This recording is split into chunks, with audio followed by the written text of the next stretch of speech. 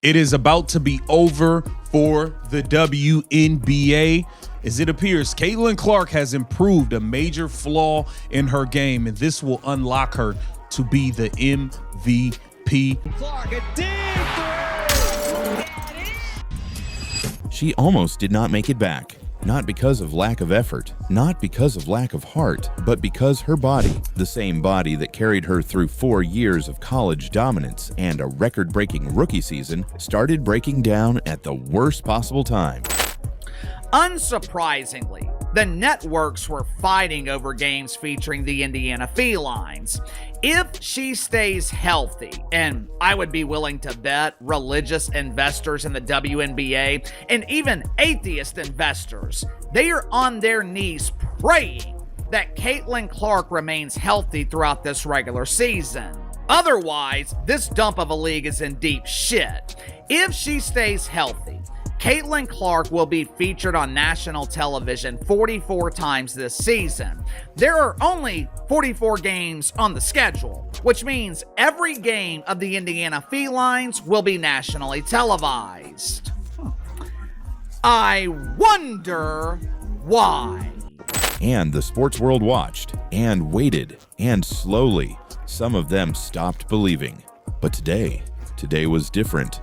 Today, Caitlin Clark walked back into that arena, healthy, locked in, and ready. And every single person inside that building held their breath because nobody knew what version of her they were about to see. Was she still her? Was she really back?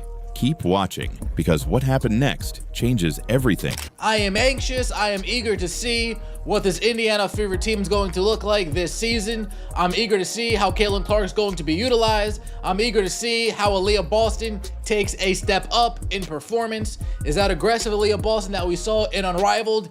Is that carrying over to the 2026 season? I'm eager to see how Monique Billings fits in. I'm eager to see how Ty Harris is off the bench. I'm eager to see Raven Johnson. Is Raven Johnson the defender everybody's saying she is? I'm eager to see it all. Most importantly, Caitlin Clark, when she is being utilized off ball, how will the Indiana Fever be using her? Are we setting multiple screens for her, trying to get her open, a la Klay Thompson, a la Ray Allen, a la Rip Hamilton? Or are we just using her as a decoy? Or are we using her as a screener? Before we get into the game itself, you need to understand just how close this moment came to never happening at all, because the real story here is not what happened on the court today. It is what happened in the 8 months nobody was watching. Cast your mind back to May 2025, Caitlin Clark's sophomore season, the year she was supposed to announce herself, not as a phenomenon, not as a sensation, but as the best player in the WNBA. Full stop. It never happened. A right groin strain, then a left quad injury, then a bone bruise on her left ankle. 3 separate injuries in a single season, each one arriving just as she was finding her rhythm, each one snatching it away. By the time Indiana pulled her from the lineup in early September, she had played just 13 games out of 44. 13 games. For context, that is less than a third of the season, less than a third of the basketball she deserved to play, that fans deserved to watch, and that she had worked her entire life to be playing at that level. And the critics, they did not wait long. Within days, social media was flooded with takes, cold, brutal, ruthless takes, that she was fragile, that the WNBA was too physical for her, that her rookie year was a fluke, a moment of novelty, and that her window was already closing. Here is what those people missed. Caitlin Clark was not done. She was just getting started. And this is the part of the story that most channels are not talking about. Because while the hot takes were flying, Clark disappeared. No drama, no social media clapbacks, no press conference speeches. She just went quiet and went to work. Caitlin Clark been in the gym cooking. She been cooking with hot grease, whipping up a pot or something. Caitlin Clark in there whipping up a pot or something. It is what it is.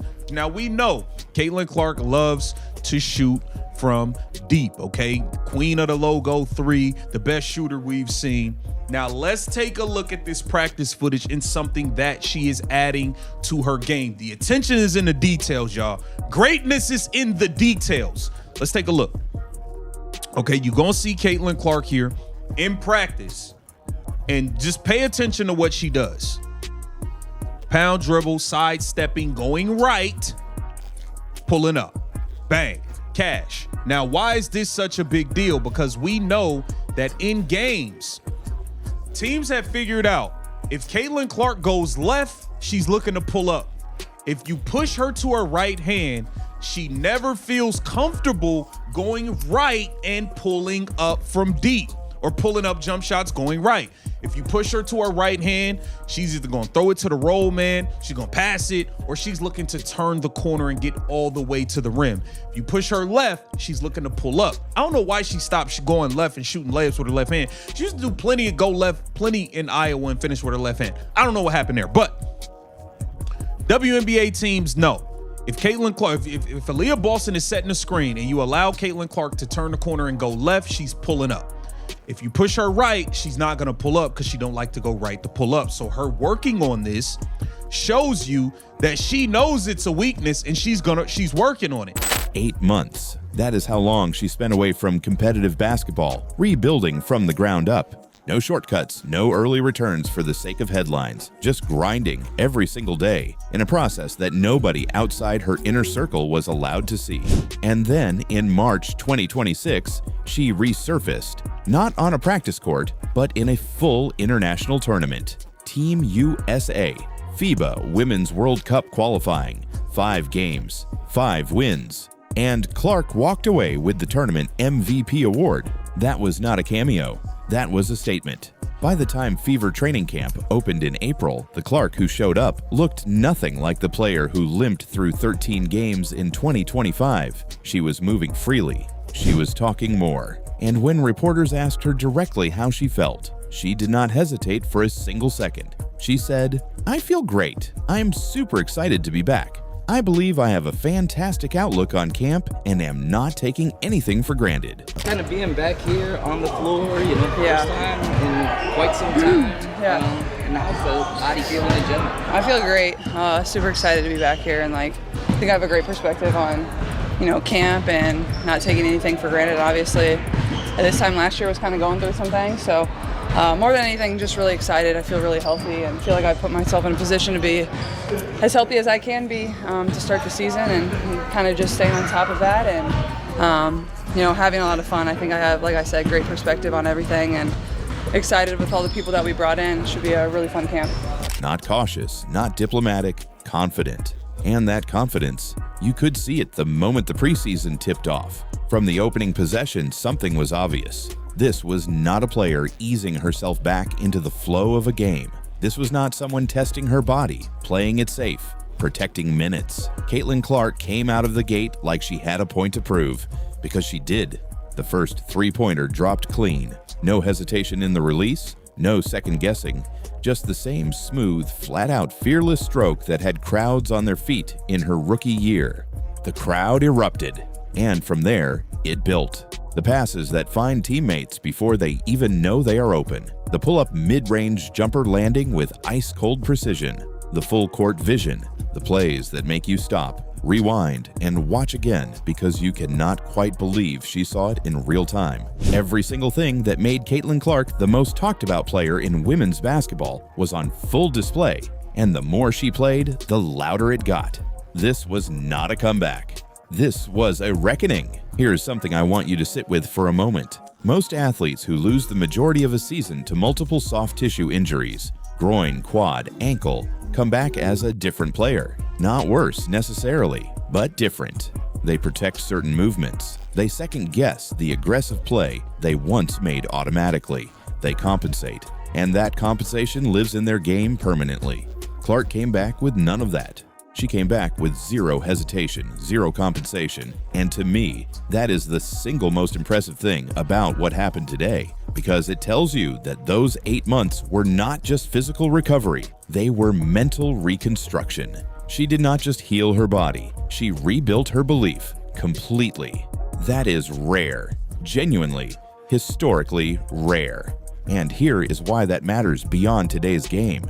The Indiana Fever are built to compete in 2026. New pieces, new energy, a coaching staff that has spent the offseason designing a system around what Clark does best. But every single one of those pieces only works at their highest level if number 22 is healthy, confident, and playing like herself. Today, she proved she is all three. The 2026 WNBA season is no longer a question mark for Indiana. It is a threat. And the rest of the league just got put on notice. Caitlin Clark spent 8 months in the dark doing the work nobody saw so that she could walk back into the light and make it look effortless. She is back. She is healthy. And if today was just the preseason, I genuinely cannot wait to see what the real season brings. If you enjoyed this video, hit that like button right now. It genuinely helps the channel more than you know. Subscribe if you are not already, because we are covering every Caitlin Clark and Indiana Fever moment this season as it happens. And drop your score prediction for her 2026 stats in the comments. We will be reading every single one.